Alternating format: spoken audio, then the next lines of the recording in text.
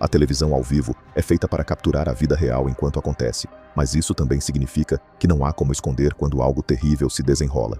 Neste vídeo, vamos passar por 5 momentos reais em que transmissões ao vivo tomaram um rumo sombrio.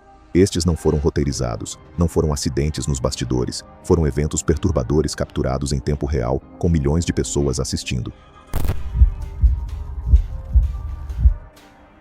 Era 13 de outubro de 2008 em Santo André, São Paulo, Brasil, e Eloá Cristina Pimentel, de 15 anos, estava em casa trabalhando em um projeto escolar com sua amiga, Nayara Rodrigues da Silva, e 2 colegas de classe. A sessão de estudo à tarde era para ser uma preparação rotineira para os exames que se aproximavam, com livros e cadernos espalhados pela mesa de jantar do pequeno apartamento.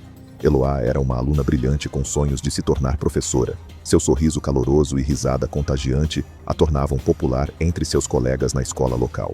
O apertado apartamento na rua Antônio Cardoso havia se tornado o santuário de Eloá depois que sua família se mudou para lá 3 anos antes. Sua mãe trabalhava em turnos duplos em uma fábrica têxtil local para sustentá-los, muitas vezes deixando Eloá para cuidar de seus irmãos mais novos, enquanto mantinha notas excelentes. Apesar das dificuldades financeiras, Eloá permanecia otimista em relação ao seu futuro, passando horas dando aulas particulares para alunos mais jovens e fazendo voluntariado no centro comunitário do bairro. Seus professores elogiavam consistentemente sua maturidade e dedicação, vendo nela o potencial para quebrar o ciclo de pobreza que aprisionava tantos em seu bairro operário. O relacionamento com Lindenberg começou quando Eloá tinha apenas 11 anos. Uma diferença de idade que deveria ter levantado preocupações imediatas entre os adultos da comunidade. O que começou como um afeto infantil inocente, gradualmente se transformou em algo mais sombrio à medida que as tendências possessivas de Lindenberg emergiam. Amigos e familiares mais tarde lembraram como ele ficava com ciúmes quando Eloá falava com outros meninos, monitorando suas atividades e exigindo saber seu paradeiro o tempo todo. Quando Eloá finalmente encontrou coragem para terminar o relacionamento aos 13 anos, o comportamento de Lindenberg tornou-se cada vez mais errático e ameaçador. Mas naquela tarde, a tranquila sessão de estudos tomou um rumo sombrio quando o ex-namorado de 22 anos de Eloá, Lindenberg Fernandes Alves, entrou de repente no apartamento com uma arma de fogo. O relacionamento havia terminado 2 anos antes, quando Eloá tinha apenas 13 anos, mas Lindenberg nunca aceitou a separação. Relatórios posteriores revelaram que ele havia se tornado obcecado por ela, incapaz de superar o romance adolescente que se tornara cada vez mais possessivo e doentio. Lindenberg deixou os 2 meninos saírem, mas manteve Eloá e Nayara dentro, iniciando uma situação de refém que duraria 5 dias e seria transmitida por todo o Brasil. A polícia respondeu rapidamente com o Grupo de Ações Táticas Especiais, conhecido como GAT, assumindo o controle e iniciando negociações, na esperança de resolver a situação pacificamente. Na noite seguinte, Nayara foi libertada ilesa, mas 2 dias depois, a polícia fez um movimento surpreendente e perigoso. Eles pediram à menina de 15 anos para voltar ao apartamento, dizendo que sua presença poderia ajudar a acalmar Lindenberg. À medida que a situação se arrastava, a atenção da mídia explodiu. Veículos de notícias forneceram atualizações ao vivo dia e noite, e o caso se tornou uma obsessão nacional. As coisas foram ainda mais longe quando a jornalista da Rede TV, Sônia Abrão, ligou para Lindenberg ao vivo, enquanto ele ainda estava dentro com as meninas. Ela falou com ele e com Eloá, e a ligação foi transmitida para todo o país. Especialistas jurídicos disseram mais tarde que a ligação interferiu na operação policial, com um processo civil movido contra Abrão, acusando-a de colocar vidas em risco. Até 17 de outubro, o impasse já durava mais de 100 horas. A polícia disse que ouviu tiros e decidiu invadir. O Gate, junto com as tropas de choque da polícia militar, forçou a entrada. Lindenberg resistiu e, durante a luta, usou a arma de fogo. Nayara foi ferida no rosto, mas conseguiu sair do apartamento com vida. Eloá foi atingida 2 vezes, uma na cabeça e outra na parte inferior do corpo. As câmeras estavam gravando enquanto ela era levada inconsciente para um hospital, mas ela não sobreviveu. No dia 18 de outubro, os médicos declararam morte cerebral às 11h30 da noite e ela foi retirada do suporte de vida. Seus órgãos foram posteriormente doados e salvaram 7 vidas. Cerca de 10 mil pessoas compareceram ao funeral de Eloá. Nayara sobreviveu e passou por uma longa recuperação. E em 2018, ela foi indenizada em R$150 mil após o tribunal considerar o Estado responsável pelo que ela havia passado. Lindenberg foi condenado a 39 anos e 3 meses de prisão. E até hoje, a história de Eloá continua sendo um dos casos mais perturbadores e trágicos do Brasil.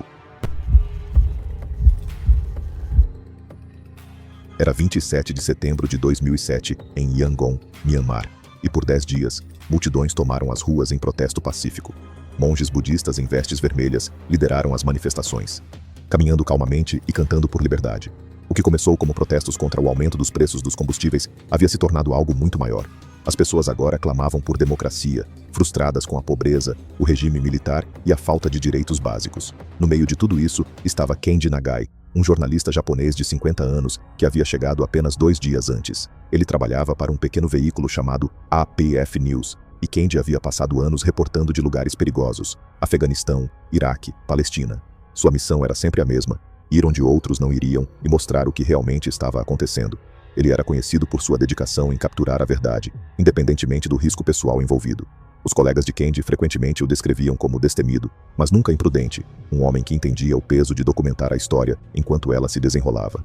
Seu pequeno apartamento em Tóquio estava cheio de prêmios e fotografias de zonas de conflito ao redor do mundo, cada imagem contando uma história de sofrimento humano e resiliência, que a grande mídia frequentemente ignorava.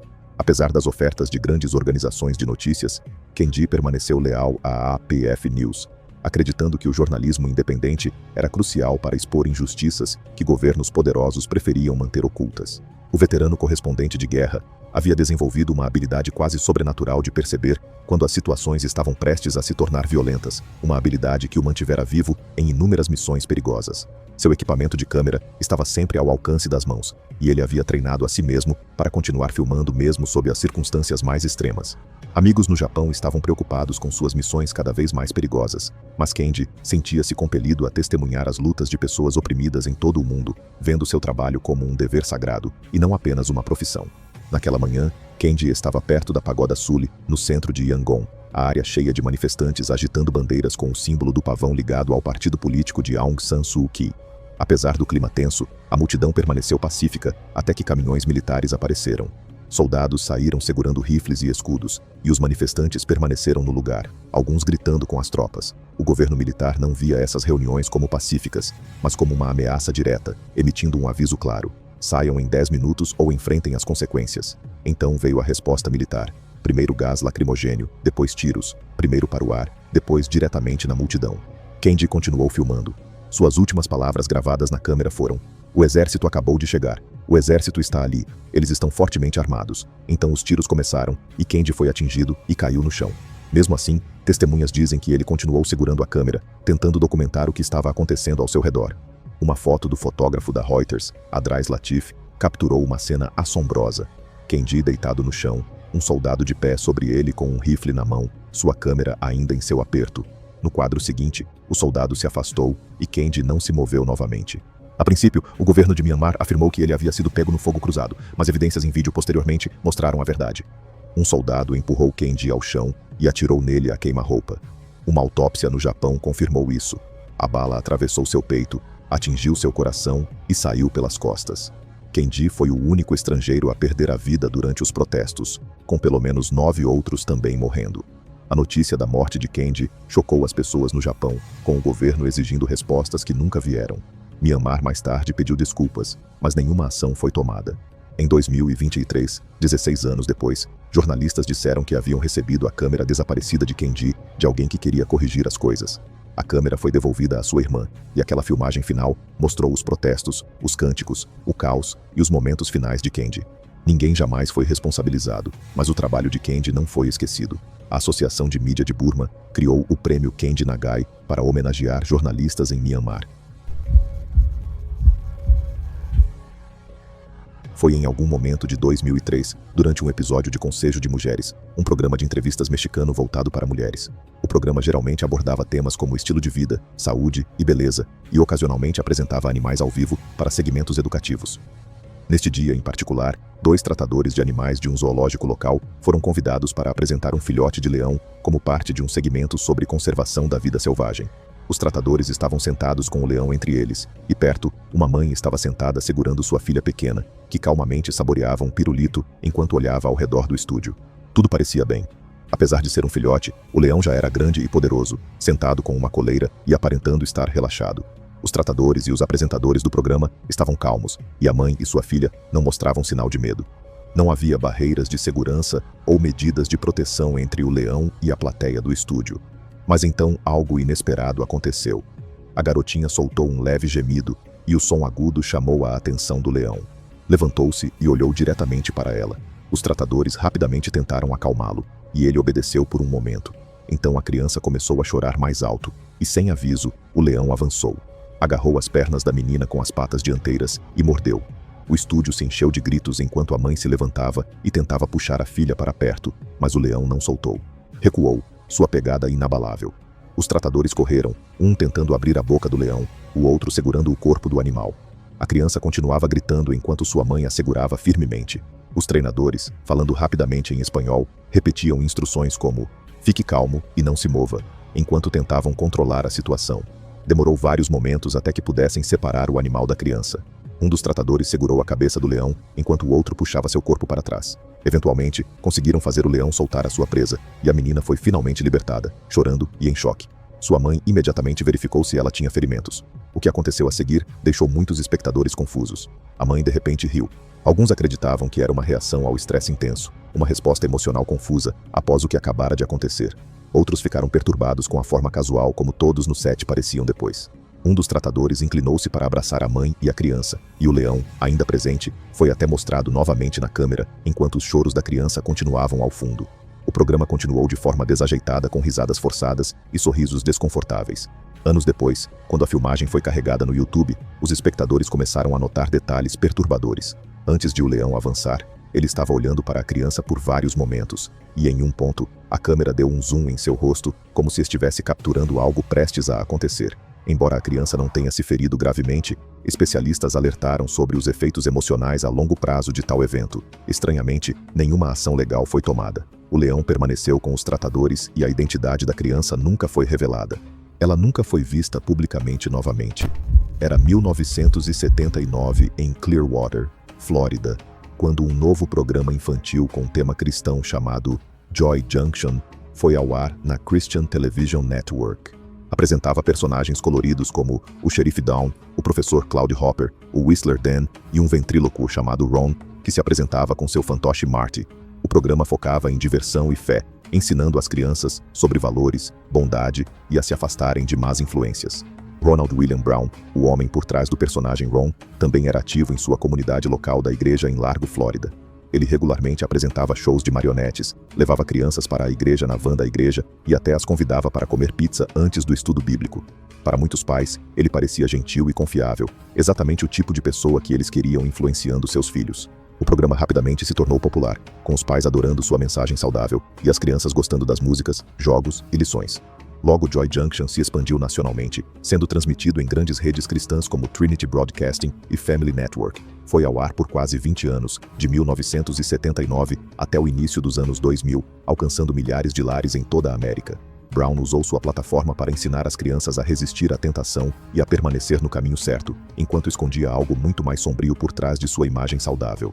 Em 1998, a polícia parou Brown e encontrou roupas íntimas infantis em seu veículo. Ele alegou que eram adereços para seus fantoches, e as autoridades o liberaram sem tomar mais nenhuma ação.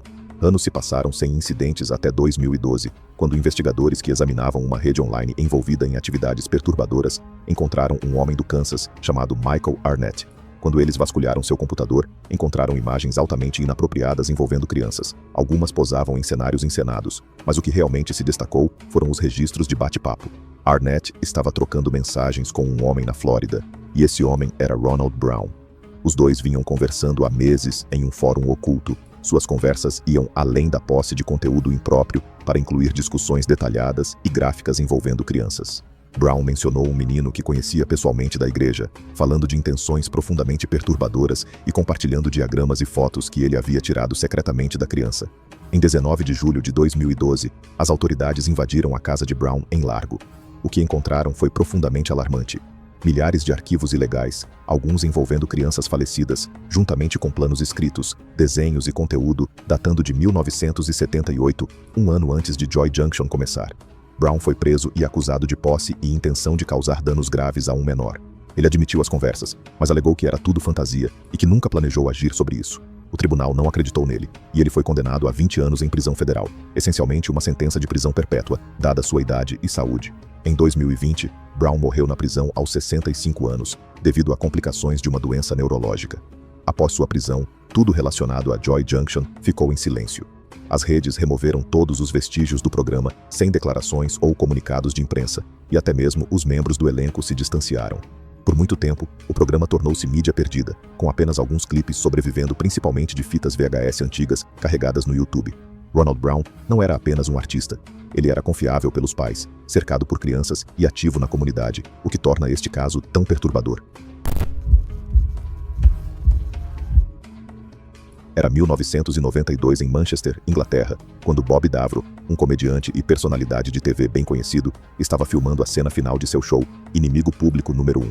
Bob era popular por suas performances energéticas, e a aptidão física era uma grande parte de sua vida. Seu pai, Bill Nankerville, foi um corredor olímpico, e Bob se mantinha ativo através de seu trabalho.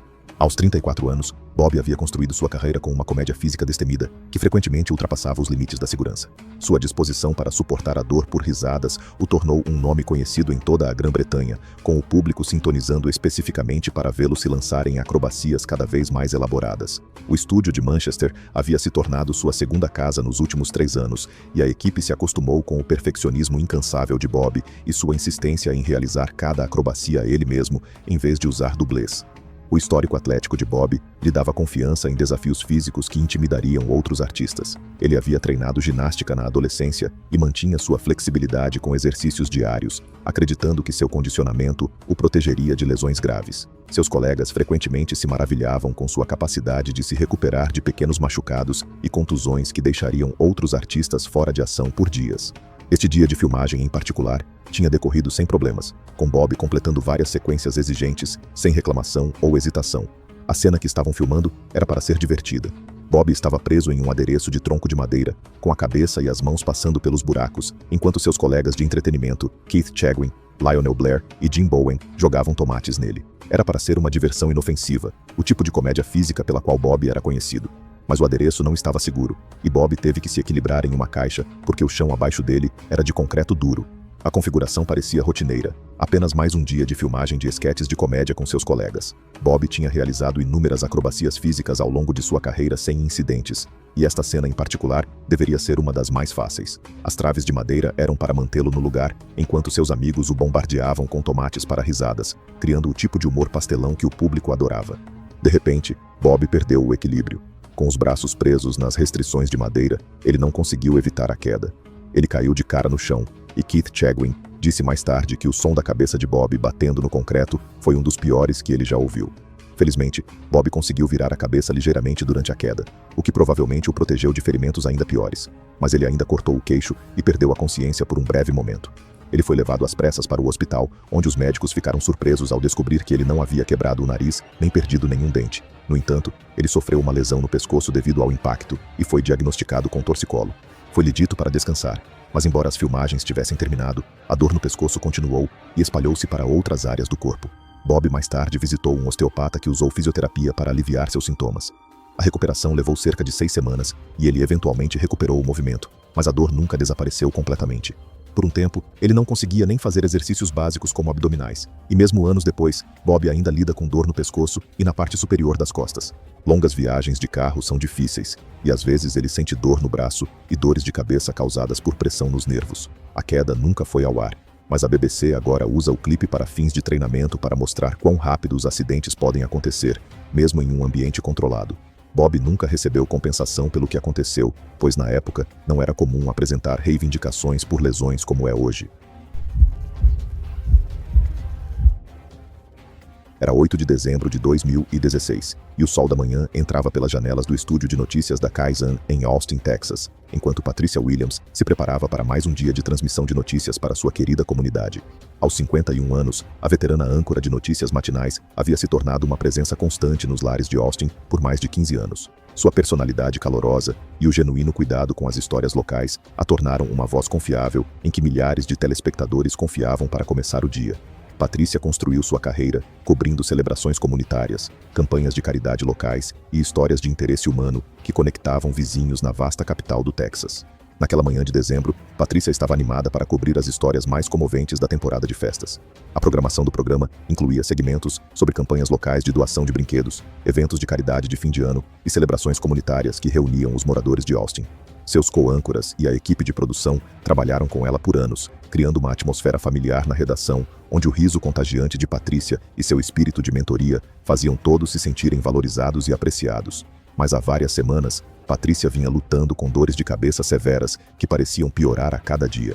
A dor surgia de repente durante as reuniões editoriais, forçando-a a se desculpar para encontrar um lugar tranquilo para se recuperar.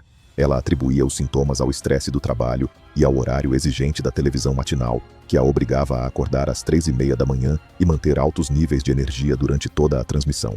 Patrícia sempre foi dedicada ao seu ofício, muitas vezes trabalhando mesmo com pequenas doenças e desafios pessoais para garantir que seus telespectadores recebessem uma cobertura de notícias confiável. Seus colegas notaram que ela parecia mais cansada do que o habitual, ocasionalmente pausando no meio de uma frase durante os ensaios, ou parecendo momentaneamente confusa ao revisar os roteiros do teleprompter. Patrícia descartou suas preocupações com seu sorriso característico, insistindo que só precisava de mais sono e talvez de umas férias após a temporada de festas. A equipe de produção não tinha ideia de que sua querida âncora estava experimentando os primeiros sinais de alerta de uma emergência médica catastrófica que se desenrolaria diante de milhares de telespectadores. Durante um segmento de entrevista ao vivo sobre instituições de caridade locais para as festas, Patrícia estava conversando com um representante do Banco de Alimentos de Austin sobre o programa de distribuição de refeições de Natal deles. A conversa estava fluindo naturalmente enquanto Patrícia fazia perguntas ponderadas sobre oportunidades de voluntariado e necessidades de doações. Então, sem aviso, ela de repente parou de falar no meio da frase, suas palavras se perdendo enquanto ela olhava fixamente para a câmera com uma expressão confusa que imediatamente alarmou seu co-apresentador. Patrícia parecia desorientada e perdida, sua habitual compostura profissional substituída por um evidente desconforto enquanto ela lutava para entender o que estava acontecendo com ela. Ela começou a falar de forma incoerente, suas palavras arrastadas e desconexas, enquanto seu co-apresentador tentava desesperadamente continuar a entrevista e manter alguma aparência de normalidade. Os operadores de câmera e a equipe de produção assistiram horrorizados enquanto a condição de Patrícia se deteriorava rapidamente diante de seus olhos. Então, Patrícia desabou na mesa de notícias durante a transmissão ao vivo, seu corpo ficando mole enquanto caía sobre os papéis e a caneca de café que faziam parte de sua rotina matinal há 15 anos. Os telespectadores em Austin assistiram em choque enquanto os paramédicos chegavam ao set e começavam o tratamento de emergência, sua urgência profissional contrastando fortemente com as decorações festivas que ainda adornavam o estúdio. A emissora eventualmente cortou para comerciais, mas milhares já tinham testemunhado a emergência médica acontecer em tempo real. Patrícia foi levada às pressas para o hospital, onde foi diagnosticada com um derrame massivo que causou danos cerebrais irreversíveis. Apesar dos melhores esforços da equipe médica, ela morreu 3 dias depois, cercada por familiares que haviam voado de todo o país. O programa matinal saiu do ar por uma semana, enquanto a equipe lamentava e processava a perda traumática de sua colega e amiga. Os espectadores inundaram as redes sociais com homenagens, compartilhando como Patrícia fazia parte de suas rotinas diárias há anos, sua presença proporcionando conforto e conexão em um mundo cada vez mais desconectado. Uma bolsa de estudos em jornalismo foi criada em seu nome na Universidade do Texas para apoiar aspirantes a jornalistas de transmissão que compartilhavam sua paixão por contar histórias da comunidade. Obrigado por assistir. Quando você pensa que já ouviu as tragédias mais comoventes da TV ao vivo, estamos apenas começando. Clique no próximo vídeo para as próximas histórias que o deixarão questionando como rapidamente os sonhos podem se transformar em pesadelos.